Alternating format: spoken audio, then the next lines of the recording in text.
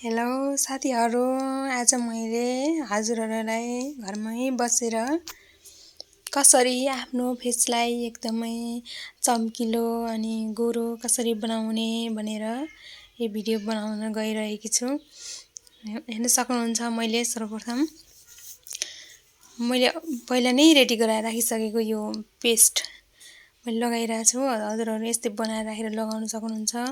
यसमा मैले के मिसाएको छु भने अलिकति चामलको पिठो अनि त्यसपछि आलसको पिठोलाई मैले पिसेर राखेर पहिले नै बनाइसकेको थिएँ। त्यसलाई अलिकति थोरै पानी राखेर भिजाउने अनि त्यसपछि त्यसलाई मोडेर त्यो बन्छ यस्तै लगाउने यो बनिसकेपछि अनि हजुरहरूले पनि यसरी लगाउन सक्नुहुन्छ। यसलाई मिचिमिची बिस्तारै बिस्तारै मसाज गर्दै लगाउँदै गरेर हजुरहरूले लगाउन सक्नुहुन्छ। अनि केही समय लगाइसकेपछि केही समय राखेर सुकिसक्छ अनि त्यसलाई धोएर सफा गर्न सक्नुहुन्छ।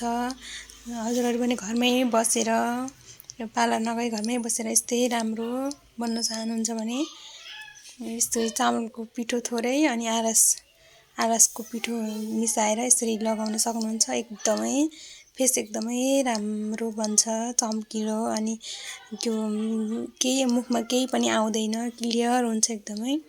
केही बिबिराहरू पनि यस्तो दाग अनि यो रिङ्कलहरू केही आउँदैन, एकदम पुरा क्लियर हुन्छ। हजुरहरू पनि यसै गरी बनाएर लगाउन सक्नुहुन्छ। मैले जसरी लगाएको त्यस्तै गरेँ। हस् त, धन्यवाद।